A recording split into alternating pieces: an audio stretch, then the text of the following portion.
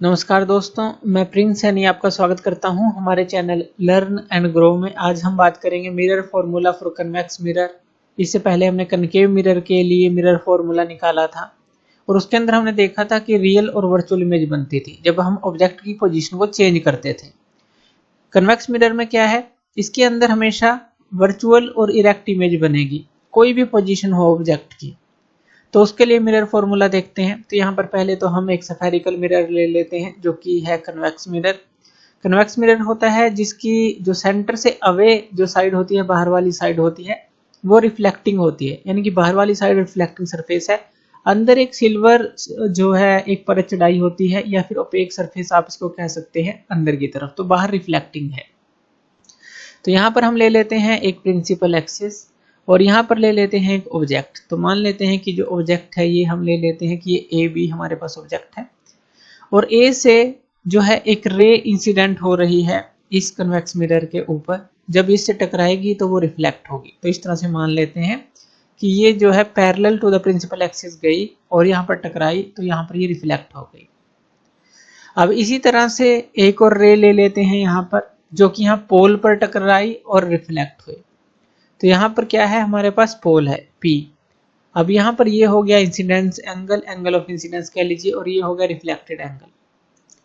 तो इस तरह से यहाँ पोल पर टकराई और वापस आई। अब अगर हम इनको पीछे की तरफ बढ़ा दें, यानी कि ये जो है पीछे की तरफ लाइन को बढ़ा दें, इस रे को भी पीछे की तरफ बढ़ा दें, तो हमें एक पॉइंट मिलता है। और एक और जो है, अगर इस ए से हम रे लें जो कि सेंटर ऑफ कर्वेचर तक जाए, यानी कि यहाँ पर टकराए, रिट्रेस करे अपने पाथ को, क्योंकि यहाँ पर है सेंटर ऑफ कर्वेचर।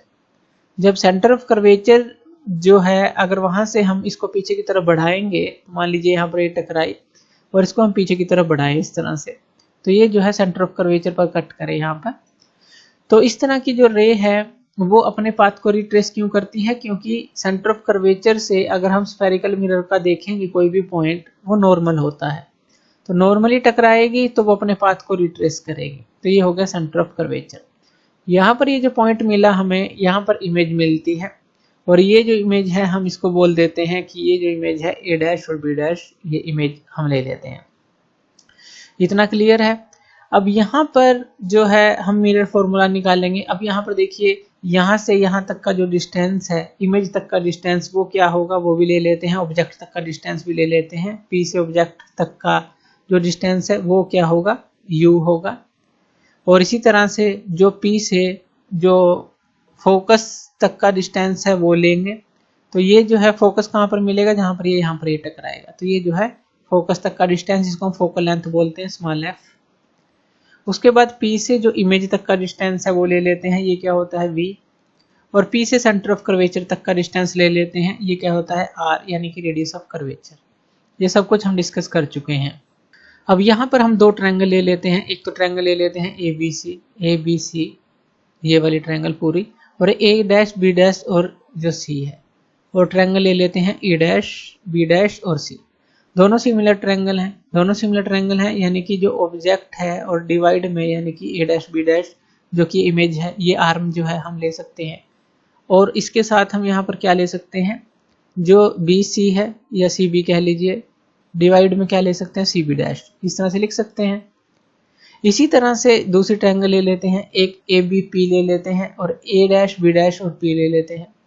तो ट्रायंगल हम ले लेते हैं यहाँ पर ए बी पी, और दूसरी ट्रायंगल ले लेते हैं जो सिमिलर है, A dash B dash P. यहाँ से भी हम क्या लिख सकते हैं, A B by A B dash लिख सकते हैं, ये लिख सकते हैं इस आर्म डिवाइड में ये आर्म। और यहाँ पर ये आ जाएगा हमारे पास B P by P B dash, ऐसे कर लीजिए, या P B by P B dash, ये आ जाता है। अब यहाँ पर अगर हम पी बी और पी बी डैश को देखें और यहाँ पर सी बी और सी बी डैश को देखें और इनकी लेफ्ट हैंड साइड को देखें, तो ये दोनों बराबर हैं। तो यहाँ पर ये क्या आ जाता है, C B by C B dash equal to P B by P B dash आ जाता है। किस किस से हमने निकाला, मान लीजिए फर्स्ट रिलेशन ले लेते हैं, ये सेकंड रिलेशन ले लेते हैं। फर्स्ट और सेकंड से हमारे पास ये आ जाएगा, लेफ्ट हैंड साइड बराबर है तो राइट हैंड साइड भी बराबर होगी। अब जो सी बी है, इसको हम क्या लिख सकते हैं, P B plus P C लिख सकते हैं। तो यहाँ पर लिख लेते हैं P B plus P C, C B की जगह। सी बी डैश की जगह क्या लिख सकते हैं, सी बी डैश की जगह पोल से देखेंगे P C minus P B dash, तो तभी सी बी डैश लिख सकते हैं। तो यहाँ पर क्या आ जाएगा हमारे पास, P C minus P B dash, ये आ जाएगा। और इस तरफ क्या है, P B by P B dash, P B by P B dash. अब इनकी वैल्यूज को पुट कर देते हैं। पी बी की वैल्यू क्या है, पी से बी यानी कि ऑब्जेक्ट तक का डिस्टेंस। इंसिडेंट रे इस तरफ है, लेफ्ट से राइट की तरफ, हम राइट से लेफ्ट की तरफ जा रहे हैं, तो ये यू हो जाएगा माइनस का हमारे पास, तो ये हो गया माइनस का यू प्लस पी से सी। अब पी से सी हम राइट की तरफ जा रहे हैं, तो ये क्या है, रेडियस ऑफ कर्वेचर, तो ये प्लस का आर हो गया। यहाँ भी पी सी है तो प्लस का आर, यहाँ minus P B dash, P B dash की वैल्यू। अब देखिए पी से बी डैश प्लस का वी रहेगा, तो यहाँ पर आ जाएगा V equal to P B की वैल्यू क्या है, यहाँ पर हमने लिखी थी ये माइनस यू है। पी बी डैश की वैल्यू क्या है, ये हमने लिखी प्लस का वी है।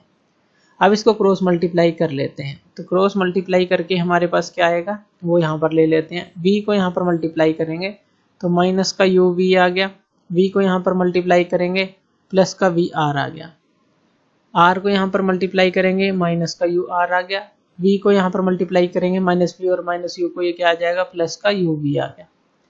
अब देखिए ये माइनस का यू वी है उस तरफ ले जाएं तो ये क्या हो जाएगा 2uv, और ये यू आर इस तरफ आकर क्या हो जाएगा प्लस का, यानी कि V R plus U R, ये हो गया। अब ये हमारे पास आ जाता है। अब दोनों तरफ हम यू वी आर से डिवाइड कर लेते हैं, यू वी आर दोनों तरफ हमने यू वी आर से डिवाइड कर दिया। जब डिवाइड करेंगे तो यहाँ पर ये क्या आ जाएगा 2/r आ जाएगा। यहाँ पर हमें क्या मिलेगा, v से v कैंसिल आउट, r से r, 1/u मिलेगा। इसी तरह से यहाँ पर क्या मिलेगा, हमें 1/v मिल जाएगा। तो इस तरह से ये हमारे पास आ गया। अब r जो होता है हमारे पास वो कितने के बराबर होता है, 2 गुना फोकल लेंथ का। किस केस के लिए, अगर अपर्चर जो है हम स्मॉल मान रहे हैं, तो r को 2f पुट करेंगे तो यहाँ पर ये क्या आ जाएगा 1/f equal to 1/u plus 1/v। ये जो है हमारे पास रिक्वायर्ड मिरर फॉर्मूला होता है। यही फॉर्मूला हमने देखा था कि कनकेव मिरर के केस में भी यही आया था। तो इस तरह से जो मिरर फॉर्मूला है कन्वेक्स मिरर के लिए हम आसानी से इस तरह से कैलकुलेट कर सकते हैं। तो थैंक यू वीडियो देखने के लिए, और इसी तरह की वीडियोस के लिए आप हमारे चैनल लर्न एंड ग्रो पे हमें सब्सक्राइब कर सकते हैं। धन्यवाद।